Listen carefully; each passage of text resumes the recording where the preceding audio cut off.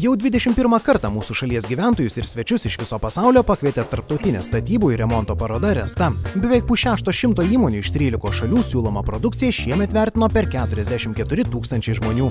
Aš kiekvieną kartą metais vaikštu, tai aš iš karto apsižiūriu tas technikas naujas, o paskui jau ten toliau einu. Keičias technika? Nu jo.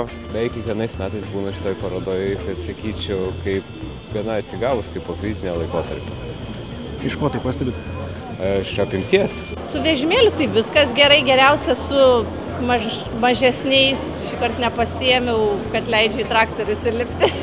Tai jo klientai tikrai nemeluoja, liudija ir statistika. Šiemet lankytojų skaičius išaugo net 11%. Statybų ir remonto paroda Resta ypač patraukli užsieniečiams. Sunkiąją techniką, šildymo sistemas ir kitas pristatomas naujoves smalsiai apžiūrinėjo ir Latvijai, ir Baltarusiai.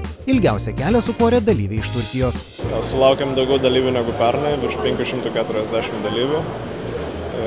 Ploto prasme padidėjom, o paroda paaugo tiek tūrių savo, ta prasme stendai yra gražesni, didesni, dalyviai daugiau pinigėlių išleido stendams įrengti ir pati paroda yra turiningesnė gerokai.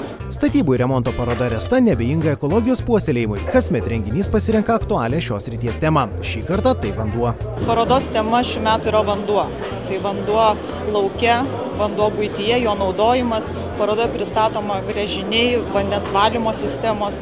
Specialiai lankytojų patogumui ir pageidavimui sukūrėm milžinišką 1000 m² plotą, pavadinome žaliąją ekspoziciją. Jame demonstruojami ekotvenkiniai, protingas kompostavimas, labai graži augalų kolekcija ir augalų mados. Parodoje surengta per 50 įvairiausių pasirodymų. Pirmą kartą vyko verslo kontaktų renginys. 33 000 m² plote šurmuliavusi paroda nebetelpa į savus marškinėlius. Kitąmet planuojama apimtis tik plėsti. Apsilankykite ir pamatysit patys.